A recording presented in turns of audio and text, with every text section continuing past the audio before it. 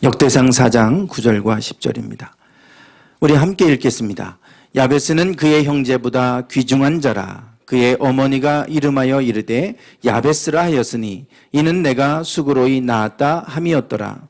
야베스가 이스라엘 하나님께 아뢰어 이르되 주께서 내게 복을 주시려거든 나의 지역을 넓히시고 주의 손으로 나를 도우사 나로 환난을 벗어나 내게 근심이 없게 하옵소서 하였더니 하나님이 그가 구하는 것을 허락하셨더라. 아멘. 제가 한 가지 빼먹은 게 있네요. 오늘 특별히 우리 음향을 위해서 우리 뒤에 우리 그 엔지니어께서 와서 섬겨주고 계신데 우리 감사합니다. 박수 좀 하시죠. 네, 감사합니다. 네, 일부러 요청해서 저희들이 좀 이렇게 좀 봐달라고 이렇게 해서 일부러 오셨어요. 그래서 너무 감사합니다. 송강에 사신대요. 그래서 우리 교회 오시면 좋을 것 같아요. 기도해 주세요. 네. 네, 우리가 그래도 다시 시작이다. 이 주제를 가지고 이 1월달을 시작을 했습니다.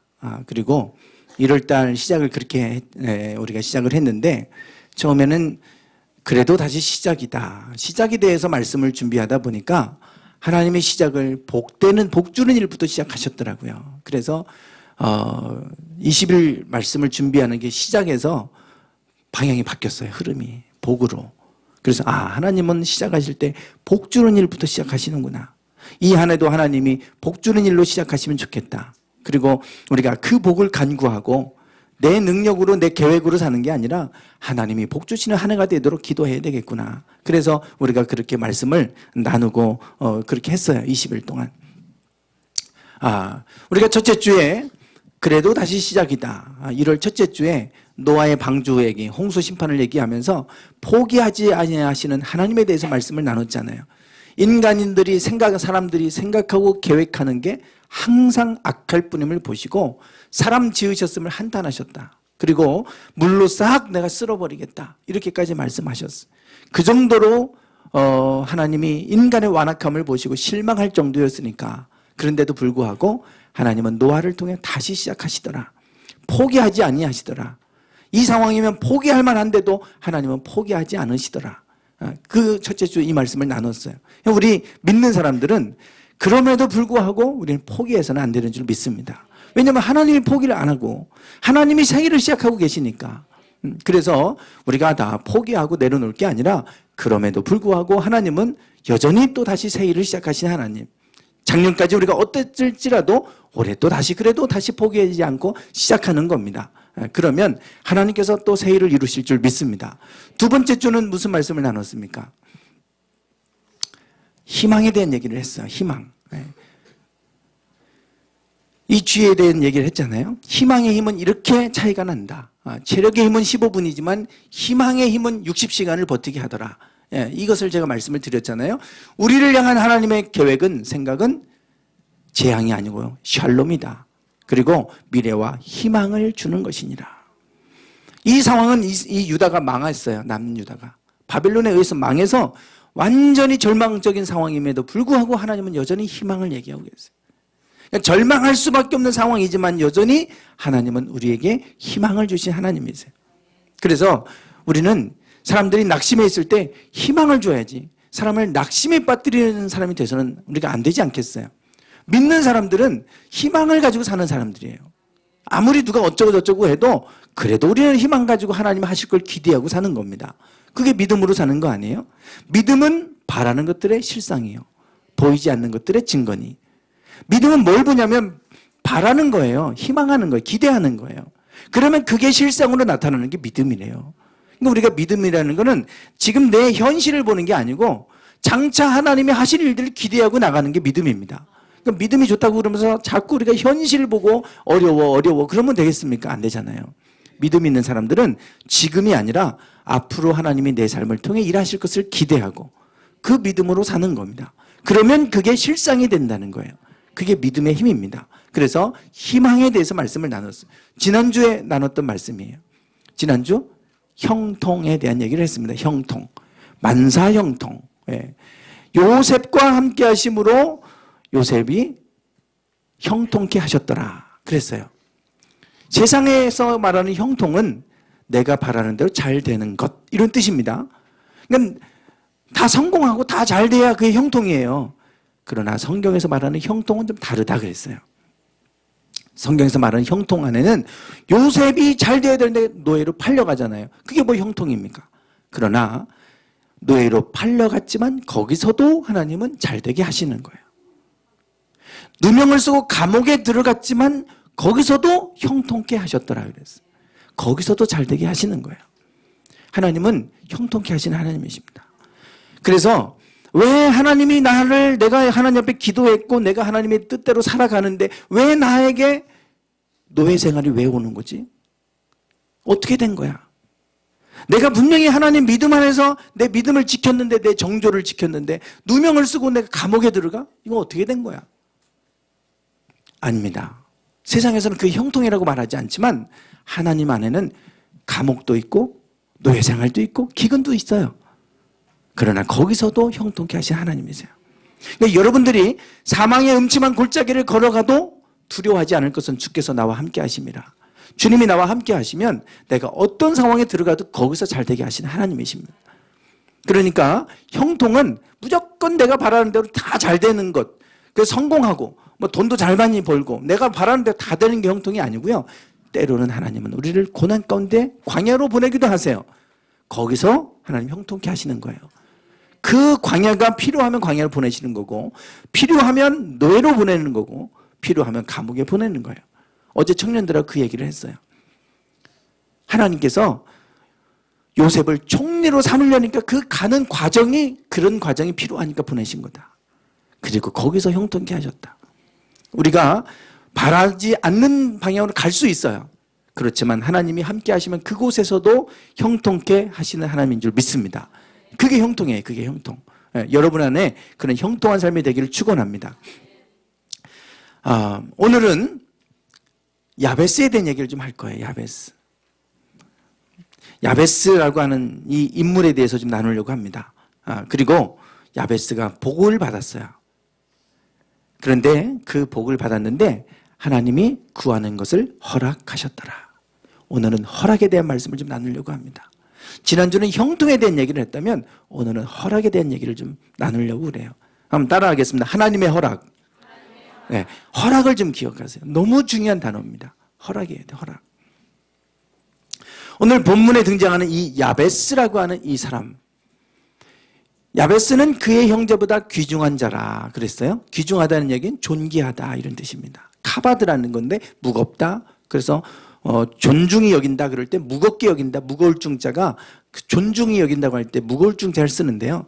무겁게 여긴다는 얘기는 중요한 사람을 여긴다는 거예요. 경시한다. 가벼울 경자를 쓰잖아요. 천대, 업신 여기는 거예요. 가볍게, 아주 뭐 가치 없게 여기는 거예요. 그래서 귀중한 사람이었다. 야베스는 누구보다도 존귀한 사람이었다 그러는데, 그런데 그 야베스를 왜 이름을 야베스라고 했느냐? 그의 어머니가 이름하여 이르되 야베스라 하였으니 이는 내가 수고로이 낳았다. 그래서 야베스라 했다는 거예요. 야베스라고 하는 이름의 뜻은 슬픔, 고통 이런 뜻을 갖고 있어요. 야베스 이름 뜻이 슬픔, 고통입니다. 그러니까 야베스야, 야베스야 부르면 슬픔아, 슬픔아 이렇게 부르는 거예요. 아니면 고통아, 고통아. 그러니까 고통으로 오는 슬픔인 거예요. 그러니까 이게 그냥 같은 의미인데 야베스, 야베스 부르면 맨날 그거 들을 때마다 얼마나 기분이 안 좋겠어요. 근데 이름을 야베스라 했어요. 왜냐하면 내가 수고로이 낳았다 그랬어요. 어떤 엄마가 자녀를 출산하는데 수고하지 않고 고통받지 않고 낳는 자녀가 어디 있어요? 우리 김종수 집사님 이제 손주를 봤잖아요. 그래도 쉽게 이렇게 순산했다고 그래서 축하드렸는데 혜빈이도 마찬가지고 다 날 때는 순산해도 그래도 고통이 있잖아요. 고통 없이 태어나는 자녀가 어디 있습니까? 수고하지 않고 낳는 사람이 어디 있어요? 출산하는 경우가 없잖아요. 여기서 말하는 거는 그런 고통과 출산의 수고 이걸 말하는 게 아니에요. 태어날 때 뭔가 치명적인 문제를 가지고 태어난 거예요. 신체적인 결함을 갖고 태어난 거예요. 그러니까 내가 고통 중에 나왔다. 내가 슬픔 중에 나왔다 그러는 거예요. 이 자녀를 보면 그 모습을 볼 때마다 늘 마음이 아파. 그래서 이름을 야베스라 그랬어. 야베스는 그래서 신체적인 결함을 갖고 태어난 사람인 거예요. 그 이름에다가 야베스라고 그래서 이름을 남겼어요. 지금도 우리가 어떤 신체적 결함을 가지고 장애를 가지고 살아가려면 너무 불편하고 너무 힘들잖아요. 그리고 무시당하고 존중받지 못하잖아요. 옛날은 사람 치고도 못 받았습니다. 옛날에는 사람 대우를 하지도 않았어요.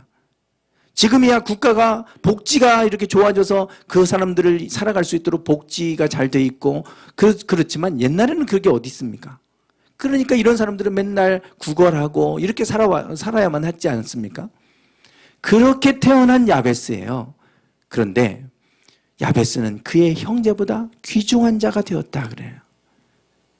존귀한 자가 되었다는 거예요.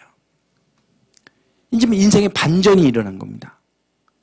멸시받고 천대받고 살아야 될 야베스, 태어날 때부터 치명적인 결함과 약점을 가지고 태어난 야베스인데, 그런데 형제보다 귀중한 자가 되었다.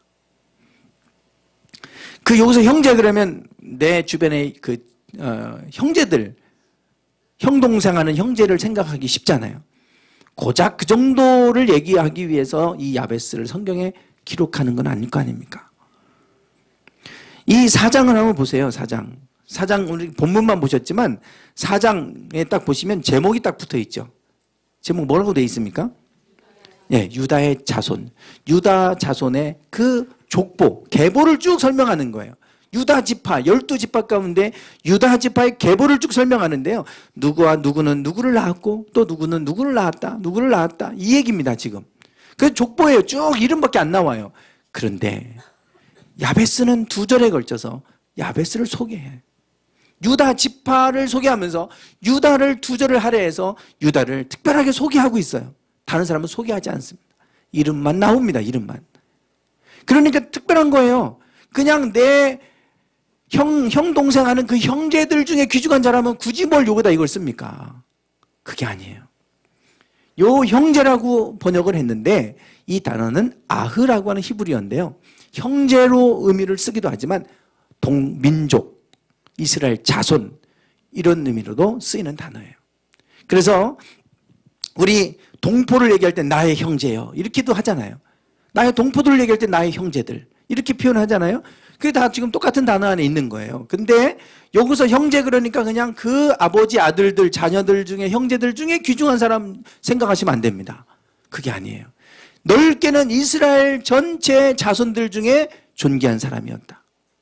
조금 더 좁히면 유다 지파에서도 존귀한 사람이었다. 이렇게 보시면 되는 거예요. 그러니 수많은 사람들이 그 족보 안에 있었는데 그 족보 중에 특별한 삶을 살았고 그래서 야베스를 지금 이렇게 기록을 남겨주고 있어요. 인생의 반전이 일어났습니다. 치명적인 결함을 가지고 태어나서 이름을 야베스라고 지을 정도로 고통 중에 살아야만 했던 사람인데 그런데 누구보다도 이스라엘 자손 중에 존귀한 자가 됐다는 거예요. 그 비결이 어딨냐 이겁니다. 오늘 그 비결을 지금 말씀을 하고 있어요. 그게 10절에 나와 있어요. 10절에. 자, 10절입니다. 네. 10절인데 한번 10절을 같이 한번 다시 한번 읽어보겠습니다. 시작.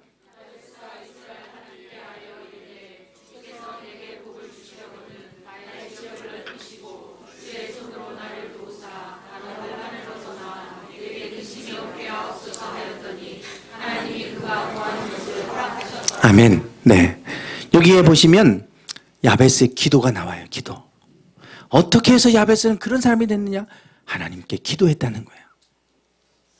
치명적인 결함을 가지고 태어나서 고통 중에 살아갈 수밖에 없는 사람인데 그런데 성경에서 그 유다 지파를 기록하면서 그 족보에 야베스가 어떤 삶을 살았는지를 기록하는데 그렇게 기록이 남을 만큼 역사의 인물 후손들이 기억할 만한 인물이 됐는데 어떻게 그렇게 됐느냐? 야베스가 기도했다는 거예요. 그리고 그 기도를 하나님이 허락하셨다는 거예요. 간단합니다. 그가 어떻게 이런 삶을 살았느냐? 간단해요. 하나님께 기도했고 하나님은 허락하셨다는 겁니다. 그게 전부예요. 오늘 이 10절 갖고 얘기를 할 거예요. 허락에 대한 얘기. 물론 허락을 받으려면 요청을 해야 되잖아요. 그게 기도예요. 기도. 내가 누군가에게 승낙을 받으려면 요청을 해야 될 거 아니에요. 가만히 있으면 무슨 허락입니까? 가서 나에게 지금 내가 이런 상황에 이렇게 해야 되니까 좀 허락을 해주세요. 허락을 받아야 되잖아요. 그러려면 내가 요청을 하잖아요. 하나님이 허락하시려면 기도해야 돼요. 기도. 그래서 야베스는 하나님께 기도했다는 거예요. 이 기도의 내용이 지금 나와 있어요. 기도의 내용. 야베스의 기도. 그래서 기도의 내용이 액자로도 많이 나와 있는데, 야베스는 자기의 치명적인 문제를 스스로 해결할 수 없었기 때문에 하나님 앞에 이 문제를 가지고 기도했어요. 나에게 복을 주시려거든. 그러잖아요. 이런 복을 주세요. 이렇게 기도한 거예요. 즉 야베스는 하나님 나를 좀 복 주세요. 내 상황으로는, 내 능력으로는 도저히 나는 이렇게 살 수 없어요. 하나님 나를 좀 복 주세요. 복을 주시려거든. 그러니까 그냥 되게 소극적인 것 같지만요, 그게 아니에요. 하나님 나에게 복을 주시되 이런 복 주세요. 이렇게 기도한 거예요. 복 주시되 이렇게 주세요. 그래서 전에 개역 개정판 전에 개역 한글판에서는 주께서 내게 복에 복을 더하사 이렇게 번역했어요. 근데 이게 복을 주시려거든 하니까 좀 이상해요. 번역을 조금 너무 수동적으로 번역을 해놔서 뉘앙스가 이상합니다. 하나님 나에게 복을 주시되 이런 복을 좀 주세요. 그랬더니 하나님이 허락하셨다는 거예요. 그래서 이 인생에 반전이 일어난 거예요. 우리가 할 수 있는 일이 있고 할 수 없는 일이 있어요. 내가 복은 하나님이 주시는 겁니다. 수고한다고 복 받는 거 아니잖아요. 복은 하나님이 주실 일이에요. 하나님이 복 주시는 삶이 되길 원한다면 우리가 해야 될 건 하나님 앞에 복을 구해야 돼요. 구하지 않는데 복이 임하지 않습니다. 구하지 않는 사람이 복 주면요, 자기가 잘나서 된 줄 알아요. 또 우연히 된 줄 알아요. 그게 하나님 주신 걸 생각하지 않습니다. 그래서 하나님은 구하라 그러면 주실 것이요, 찾으라 그러면 찾을 것이요, 두드리라 그러면 너희에게 열릴 것이니. 구하는 자에게 주시겠다고 말씀하시잖아요. 하나님은 주기를 원하시는데 구하는 자에게 주겠다고 분명히 말씀하고 계세요. 야베스는 하나님께 기도했어요. 자기가 할 수 없는 일이니까 하나님께 복을 구했습니다. 어제 오전에 정선희 집사님 신방을 갔어요. 그 가정에 주신 말씀이 이거였어요. 마가복음 9장 23절. 우리가 잘 아는 말씀이잖아요. 한번 읽어보실까요? 시작.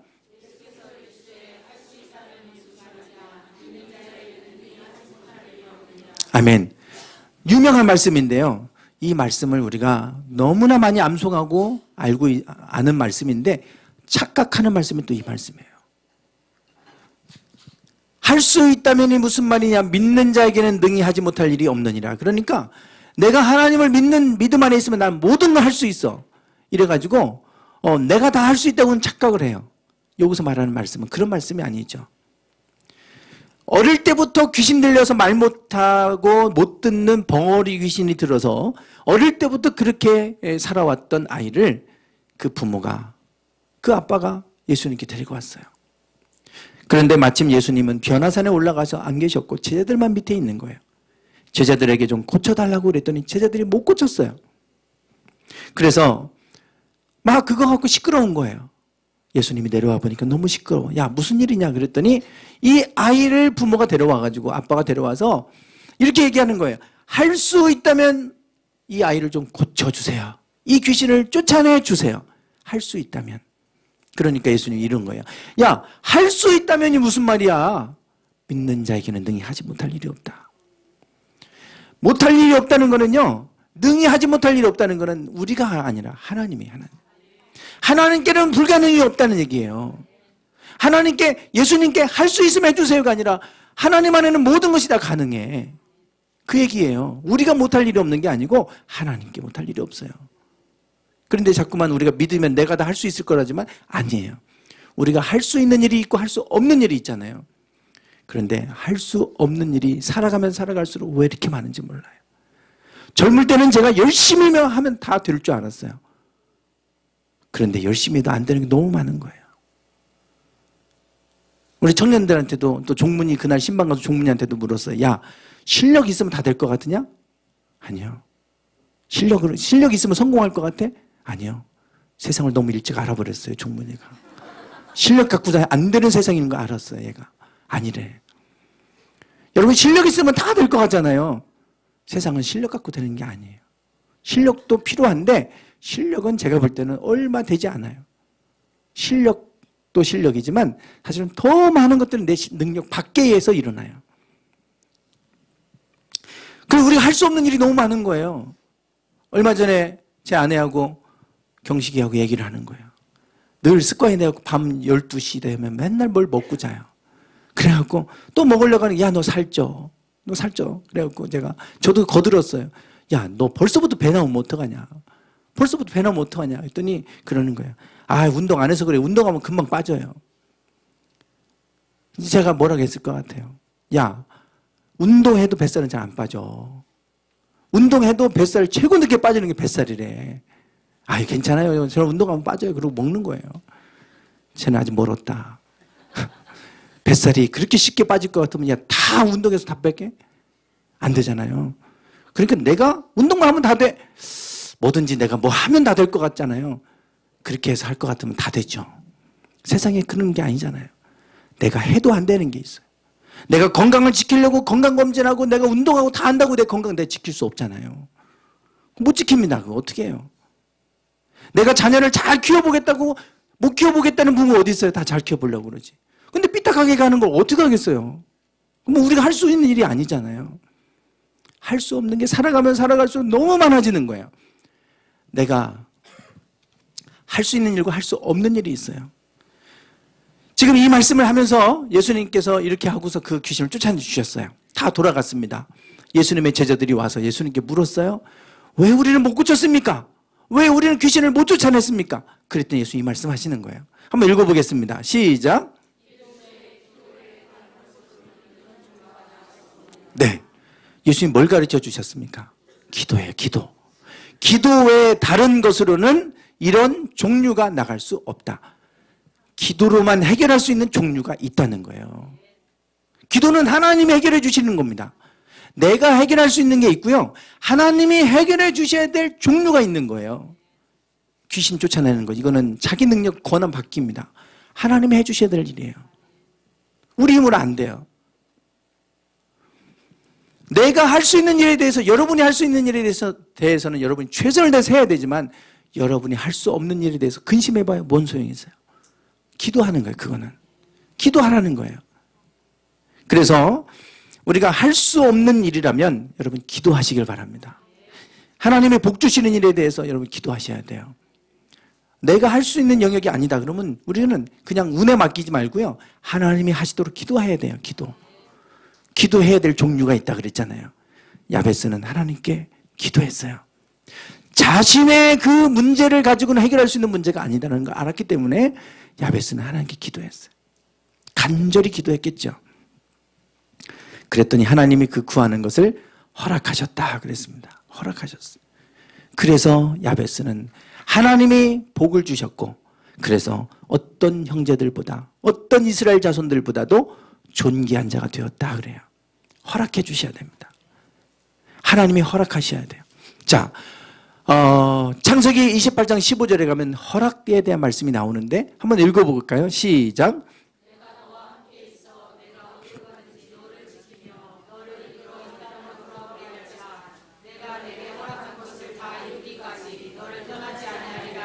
아멘. 황 집사님 저기 히터 좀 꺼주시겠어요? 네. 이거는 하나님께서 야곱에게 하신 말씀입니다. 야곱이 형 에서에게 축복을 가로채고 그러고 나서 외삼촌 라반의 집으로 도주하는 거예요. 형이 화가 나서 죽이겠다고 하니까.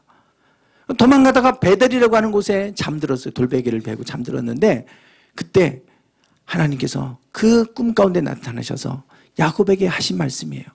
내가 너와 함께 있어서 어디로 가든지 내가 너를 지켜줄 거다. 그리고 너를 이끌어서 이 땅으로 내가 다시금 돌아오게 해주겠다.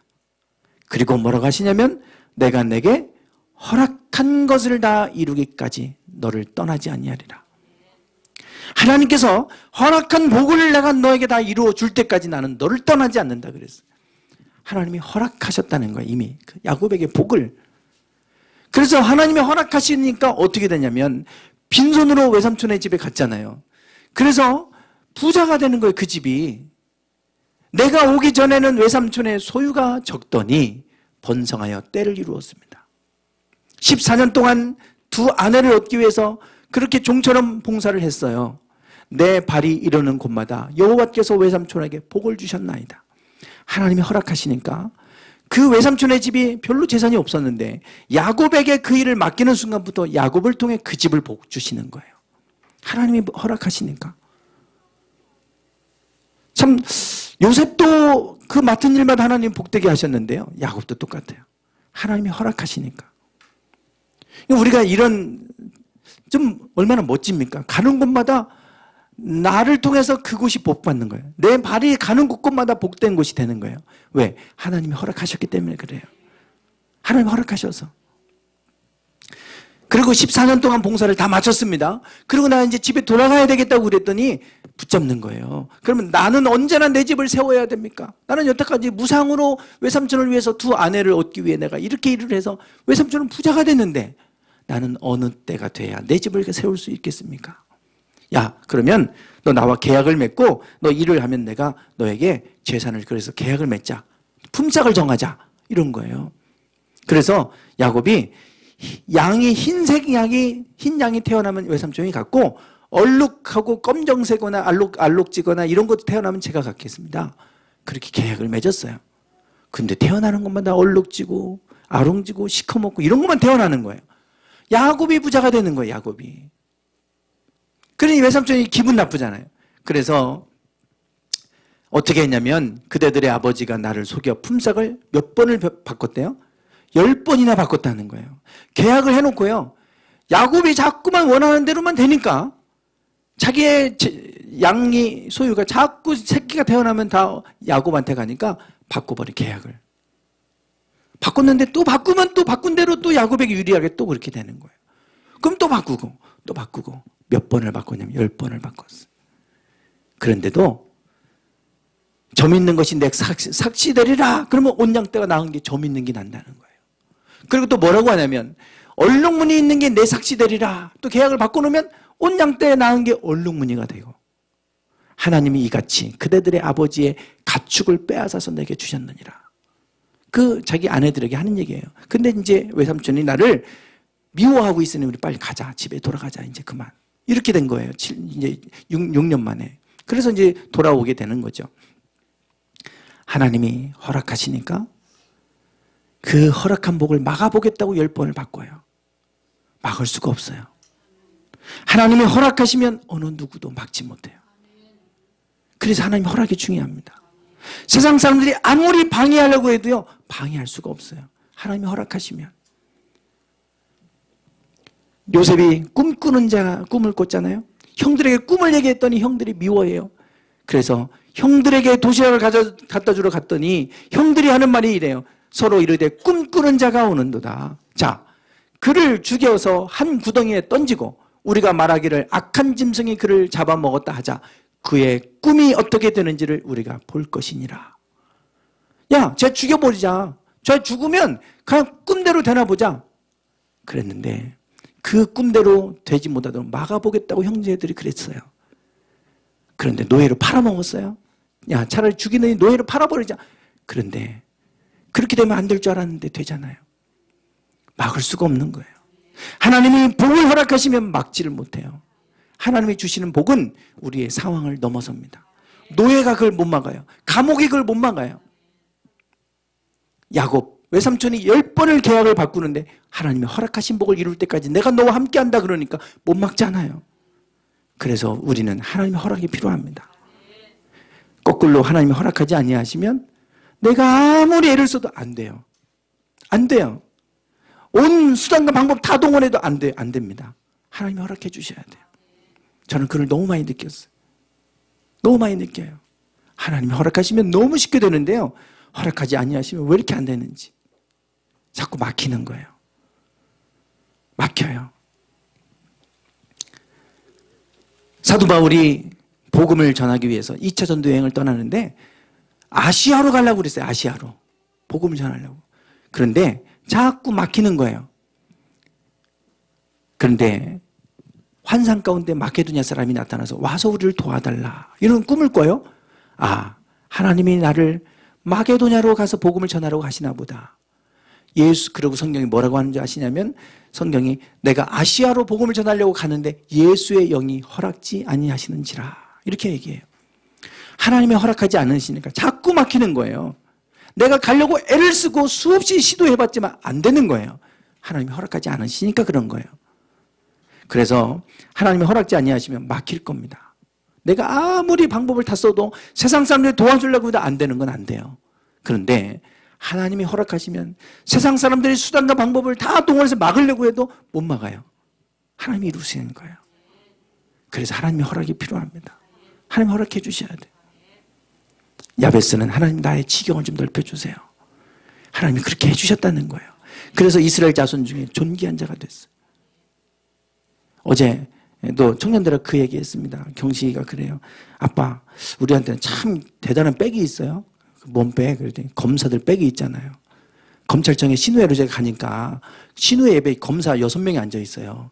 법무부에 있던 분이 이번에 와갖고 우리 신우회 회장이 됐거든요. 그리고 검사들이 와서 예배드리고 그래요. 검찰청 시민위원. 근데 아빠는 거기 어떻게 들어갔어요? 제가 들어가고 싶다고 들어가실 수 있는 게 아니잖아요.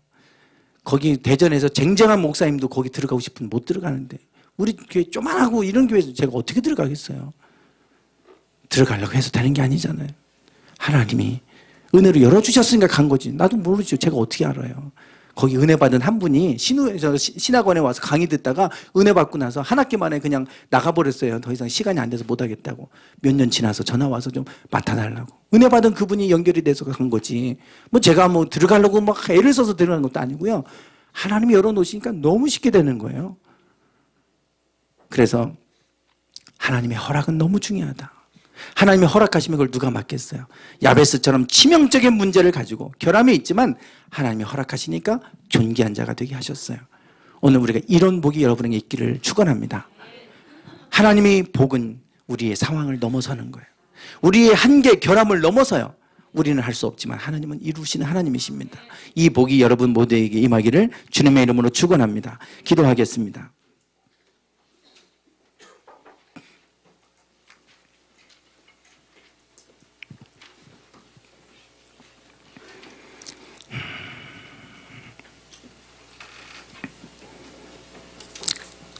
야베스는 이름을 고통이라 슬픔이라 이름할 만큼 치명적인 문제와 고통 속에 살아갈 수밖에 없었지만 야베스는 포기하지 않았고 하나님께 엎드려 기도하며 하나님이 주실 복을 구했습니다. 하나님의 그 간절함을 보시고 허락하셨더니 그는 모든 형제들보다 모든 이스라엘 자손들보다 존귀한 자가 되었다고 말씀합니다. 하나님, 우리의 능력은 한계가 있지만 우리는 부족하지만 하나님이 복 주시면 하나님이 그 복을 허락하시면 우리 능력 밖의 일들을 하나님이 이루시는 줄 믿습니다. 이 복을 저희들에게 허락해 주시옵소서. 저들이 이 복을 간구하게 하옵소서. 야베스가 간절히 구했던 것처럼 오늘 우리도 하나님께 간절히 구하게 하셔서 하나님이 허락하시는 복을 누리는 삶이 되게 하옵소서. 예수님의 이름으로 축복하며 기도드리옵나이다. 아멘. 하나님께서 야베스를 어떻게 복되게 하셨는지, 어떻게 존귀한 자로 세우셨는지 함께 말씀을 나눴습니다. 하나님께서 복을 허락하셨기 때문입니다. 치명적인 결함과 문제, 한계를 가지고 있었지만 그것을 넘어서게 하신 분은 여호와 하나님이셨습니다. 우리가 할 수 없는 장벽에 부딪혔을 때 좌절하지 않게 하시고 그때가 하나님 앞에 엎드려 기도해야 될 때임을 알게 하옵소서. 하나님이 허락하시면 누가 그것을 막을 수 있겠습니까? 하나님이 허락하시지 않으면 우리가 아무리 애써도 수고해도 되어지지 않습니다. 모든 것이 하나님의 허락에 달려 있음을 우리가 고백합니다. 주님, 그래서 하나님이 허락해 주시도록 우리는 간구하고 기도하며 주 앞에 나갑니다. 하나님, 우리에게 복을 허락해 주시옵소서. 야베스에게 허락하셨던 그 복을 우리 모두에게 허락해 주셔서 이 한 해도 복된 삶이 되게 하옵소서. 우리의 가정이 야베스가 누렸던 그 복을 누리게 하여 주시고 우리의 자녀들에게도 그 복을 허락하시며 우리의 일터와 사업장을 그렇게 복되게 하옵소서. 지금은 우리 주 예수 그리스도의 은혜와